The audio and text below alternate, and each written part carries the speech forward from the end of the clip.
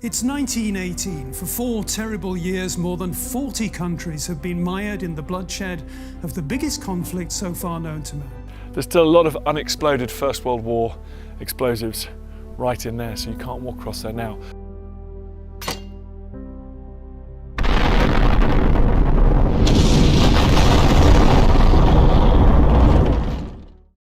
Il n'y a pas eu de découverte aussi importante que la Grande Guerre en France depuis les années 1970. Plus de 270 soldats allemands qui ont connu la mort la plus atroce que l'on puisse imaginer gisent depuis plus d'un siècle dans les bois d'une crête située non loin de la ville de Reims.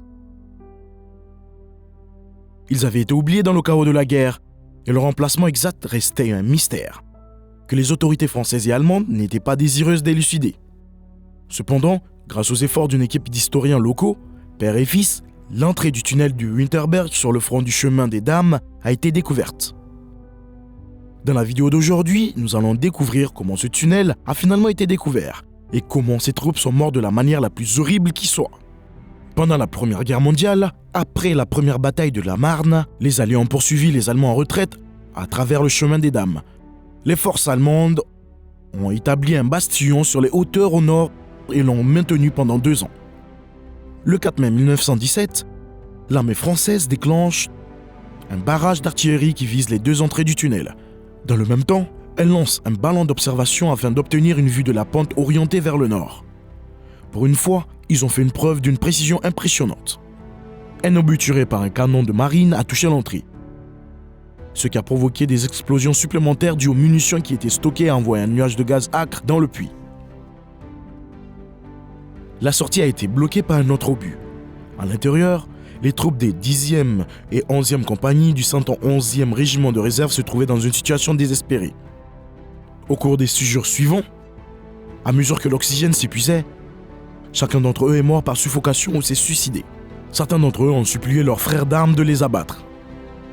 Par miracle, 3 soldats ont réussi à tenir assez longtemps pour être secourus un jour avant que les Français n'abandonnent sur la crête. Karl Fischer, l'un d'eux, a écrit un récit qui a été inclus plus tard dans l'histoire du régiment. Tout le monde appelait de l'eau, mais c'était en vain. La mort se moquait de sa récolte et la mort montait la garde sur la barricade, afin que personne ne puisse s'échapper. Certains réclamaient des secours, d'autres de l'eau. Un camarade, couché sur le sol à côté de moi, croissait d'une voix cassante, pour que quelqu'un charge son pistolet pour lui. Après la conquête de la Crète par les Français, les environs ont été le théâtre d'une destruction et d'un chaos inimaginable. Ils n'ont pas pris la peine de creuser le tunnel, car cela n'aurait pas été une priorité. Lors d'une poussée ultérieure, les Allemands ont réussi à reprendre le chemin des Dames. Toutefois, à ce stade de la bataille, ils n'ont pas non plus été en mesure de rechercher des vestiges. À la fin de la guerre, personne ne pouvait dire avec une certitude absolue où se trouvait le tunnel de Winterberg. Il s'était avéré que les victimes qui se trouvaient à l'intérieur n'étaient pas françaises, et la décision a donc été prise de les laisser là où elles étaient. Le long du front occidental, d'innombrables autres corps n'ont toujours pas été retrouvés. Les trous d'obus ont été remplacés par de simples ondulations du sol, et la forêt a repoussé par-dessus. Aujourd'hui, l'endroit est populaire auprès des promeneurs de chiens. Cependant, un habitant de la région, Alain Malinowski, n'arrive pas à se débarrasser de l'image du tunnel. Il se trouvait là, sur la crête, à l'un de ces endroits. Dans les années 1990, alors qu'il travaillait sur le métro parisien, il se rendait chaque jour à Paris. Et pendant son temps libre, il visitait les archives militaires situées au château de Vincennes. Il a passé 15 ans à assembler des informations, y compris des descriptions, des cartes et des transcriptions d'interrogatoires de prisonniers. Néanmoins, ses efforts sont restés vains. Les bombardements avaient tellement endommagé le paysage qu'il est impossible d'établir des comparaisons significatives. Puis, en 2009, il est tombé sur une carte moderne qui montrait non seulement le tunnel, mais aussi une jonction de 2 chemins qui avaient survécu jusqu'à aujourd'hui. Après avoir méticuleusement calculé l'angle et la distance, il arrivait à l'endroit qui n'était plus guère qu'une parcelle de bois aléatoire à l'époque. Je l'ai senti, je savais que j'étais proche, je savais que le tunnel était là, quelque part sous mes pieds, raconte Alain Malinowski au Monde. Rien ne s'est produit pendant 10 ans. Il a signalé sa découverte aux autorités, mais celles-ci ont choisi de ne pas poursuivre l'enquête. Peut-être parce qu'elles ne le croyaient pas ou parce qu'elles ne souhaitent pas enquêter sur un charnier datant d'une bataille.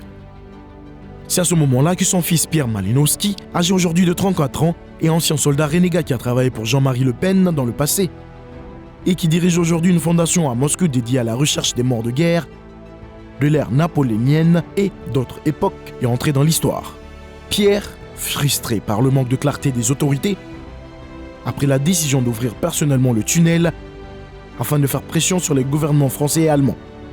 Même s'il savait qu'il enfreignait la loi en agissant ainsi, il pensait que c'était justifié. Au milieu du mois de janvier de l'année précédente, sous sa direction, un groupe de personnes a transporté une excavatrice hydraulique jusqu'à l'endroit que son père avait repéré. Ils ont creusé sur une distance de 4 mètres et les objets qu'ils ont découverts ont montré qu'il était bien à l'entrée du tunnel. On y trouve la cloche qui servait à donner l'alerte, des centaines de bidons de masques à gaz, des rails de transport de munitions, de mitrailleuses, un fusil, des baïonnettes et le reste de 2 corps. Pierre Malinowski a ensuite rebouché le trou, le laissant aussi anonyme qu'il l'avait trouvé, et a informé les autorités. 10 mois plus tard, mécontent de la lenteur de la réponse officielle, il rendit l'affaire publique et la raconta au journal Le Monde. On peut supposer que Pierre Malinowski n'est pas très apprécié dans les milieux archéologiques et historiques. Ils estiment qu'il a fait plus qu'enfreindre la loi. Sans aucune autorité propre et en ignorant l'argument selon lequel les morts doivent être enterrés là où ils sont, il a également tordu le bras du gouvernement, le poussant à ouvrir ou à garder le tunnel. Et en servant lui-même d'exemple, il incitait d'autres personnes à mener elles-mêmes leurs propres fouilles, dont la majorité sera réalisée pour des raisons strictement monétaires. La réticence du gouvernement à mener une enquête est évidente. Dans une interview accordée à la radio allemande, Diane Tembel-Barnett, porte-parole de la Commission allemande des sépultures militaires, VDK, a déclaré « Pour être honnête, nous ne sommes pas très excités par cette découverte. En fait, nous trouvons tout cela très malheureux. Toutefois, on voit mal la commission des sépultures de guerre du Commonwealth adopter une position similaire si les corps de 270 soldats britanniques étaient découverts. Mais la Première Guerre mondiale est souvent décrite en Allemagne comme la guerre oubliée. L'histoire du tunnel, cependant, n'est pas rare dans cette région de France. Jean-Pierre Lapara est le maire d'un petit village qui compte exactement 0 habitant. Le village de Fleury-de-Vendôme, situé à 90 minutes en voiture de la ville de Reims, 128 km, a été complètement anéanti entre le 23 juin et le 18 août 1916, lorsque les bombes ont rasé les maisons et tué 80 000 soldats. Lapara a toujours la même tâche que n'importe quel autre maire français. Veiller à l'entretien du patrimoine du village que ses ancêtres ont aidé à construire, et il le fait en se promenant à travers les cratères dans les bois voisins.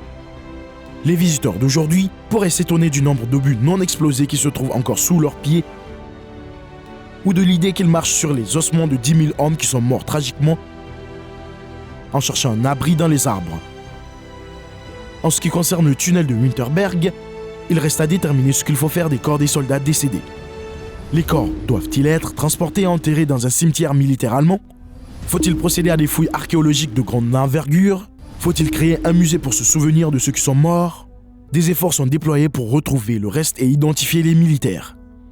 Ce régiment, le 11e, a recruté des troupes dans la région de Baden, dans les Alpes Souabes, et 9 membres ont été identifiés à ce jour. Si je peux aider une seule famille à retrouver la trace d'un ancêtre mort dans le tunnel, cela aura valu la peine, déclare Marc Peinhardt, journaliste et chercheur sur la Grande Guerre.